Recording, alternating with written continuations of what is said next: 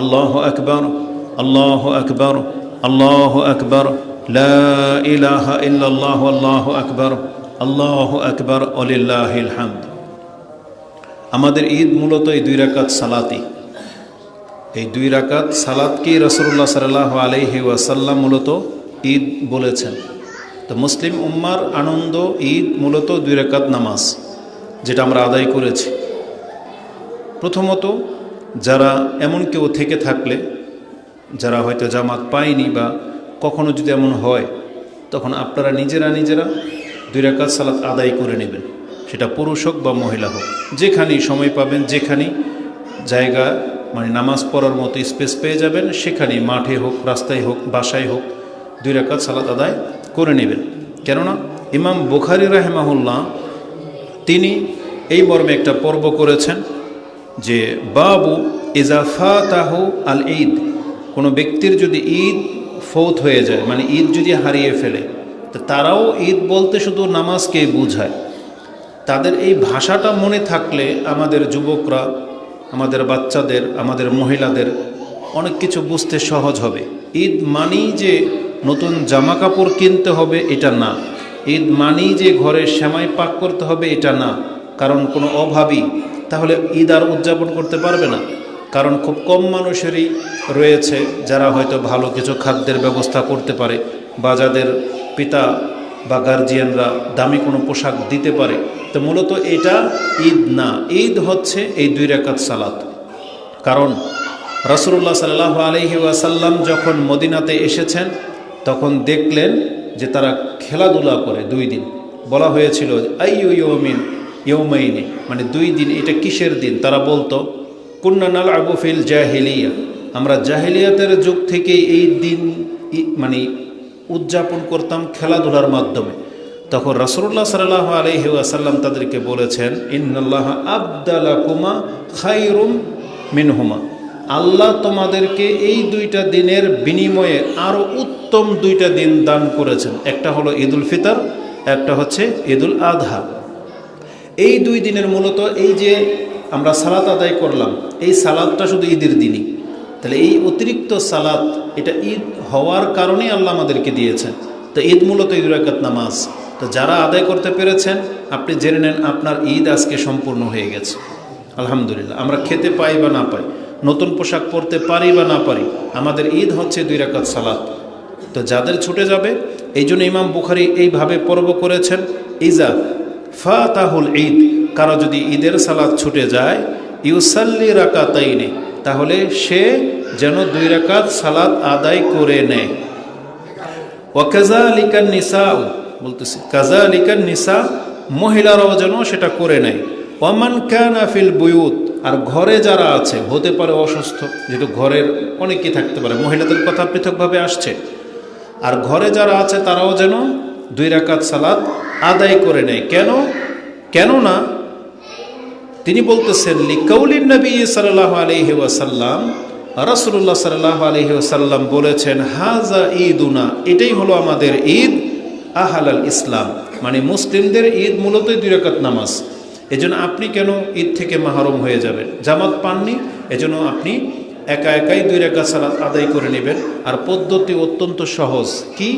2 রাকাত সুন্নাহ নামাজের মতোই, অতিরিক্ত শুধু আমরা কেরাতের আগে 7টা এবং দ্বিতীয় রাকাতে 5টা আমরা তাকবীর দিয়েছি।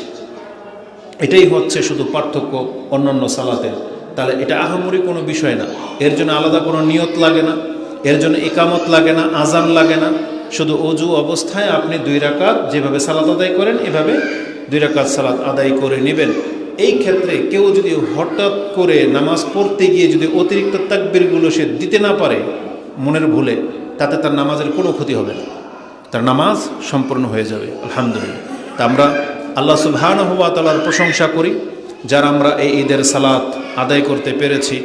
আমরা আল্লাহ সুবহানাহু ওয়া তাআলার শুকরিয়া স্বরূপ বলি আলহামদুলিল্লাহ। বাচ্চাদেরকে একটু থামিয়ে রাখেন, ওদেরকে আপাতত। তো আমরা আজকের এই খুতবাতে বড় লম্বা চড়াও তো আলোচনা করব না, তবে অনেকগুলো বিষয় একটু একটু করে তুলে ধরাটা জরুরি। আর ওইভাবে আমরা নোটটা করেছি যাতে কেউ বিরক্ত বোধ না হয়। প্রথমত আমরা আল্লাহ সুবহানাহু ওয়া তাআলার প্রশংসা করতে হবে। আজকে আমরা যারা এখানে উপস্থিত হয়েছি, আমরা যারা মুসলিম, এখন থেকে আমাদের যে কাজগুলো তার প্রধান এবং প্রথম কাজ হচ্ছে আল্লাহ সুবহানাহু ওয়া তাআলার প্রশংসা করা। আপনি অনবরত যখন তখন আলহামদুলিল্লাহ বলবেন, এটা ফিল করে যে রমজান একটা মাস আমি অতিবাহিত করতে পেরেছি, আমার সিয়াম ছুটে যায় নাই, আমার সালাত ছুটে যায় নাই, আমি আলহামদুলিল্লাহ অসুস্থ ছিলাম না, আলহামদুলিল্লাহ আমাদের পরিস্থিতি ওই ফিলিস্তিন আর অন্যান্য রাষ্ট্রের মতো নয়, কারণ আমরা নিরাপত্তার সাথে এ রমজানকে এবছর পূর্ণ করতে পেরেছি। আগামী বছর কি হবে এটা আল্লাহ ভালো জানে। এই নিরাপত্তা থাকবে কি থাকবে না, আমি আর আপনি বেঁচে থাকবো কি থাকবো না, এর কোনো গ্যারান্টি নেই। তবে আলহামদুলিল্লাহ আমরা এই বছর আল্লাহ আমাদেরকে 30টি সিয়াম পূর্ণ করার তৌফিক দিয়েছেন, তাই আমরা আবারও তার প্রশংসা করি আলহামদুলিল্লাহ। আপনি কেন আল্লাহর প্রশংসা করবেন?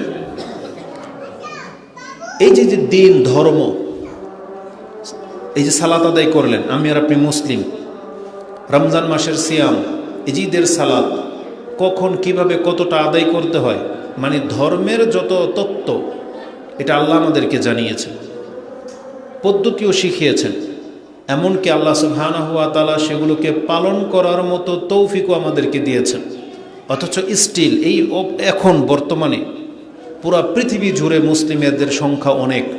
আপনি কি জানেন, খবরাখবর দেখলে বুঝতে পারবেন, এখনও কোনো ব্যক্তি হয়তো লঞ্চে আছে, ট্রেনে আছে, বাসের মধ্যে আটকে আছে, সে তার গন্তব্যে পৌঁছতে পারেনি, সারা রাত ধরে জার্নি করতেছে, উপরন্ত ঝড় বৃষ্টি, বিভিন্ন কারণে অনেকে প্রাণহানি হয়েছে, হতাহত হয়েছে, মরেই গেছে, পিষ্ট হয়ে গেছে লঞ্চের চাপা পড়ে, অ্যাক্সিডেন্ট হয়ে।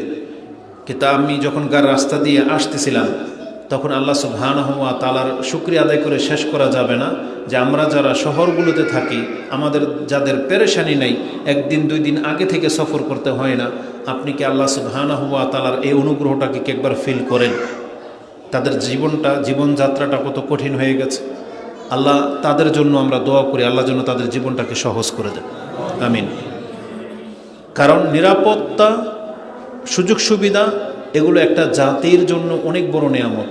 যারা যত বেশি পেয়ে গেছে তাদের তত বেশি আল্লাহ সুবহানাহু ওয়া তাআলার শুকরিয়া আদায় করা উচিত।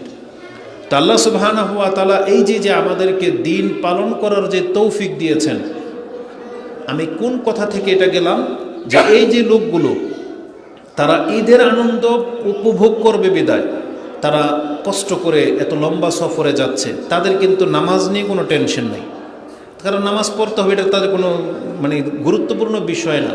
তাদের ঈদ বাণী হচ্ছে নতুন জামা কাপড় কিনবে, এলাকায় যাবে, গিয়ে অনুষ্ঠানে অংশ নেবে, বন্ধুবান্ধবদের সাথে আড্ডাবাজি করবে, কাউ বাপমার সাথে গিয়ে দেখা করবে, এটা তাদের ঈদ।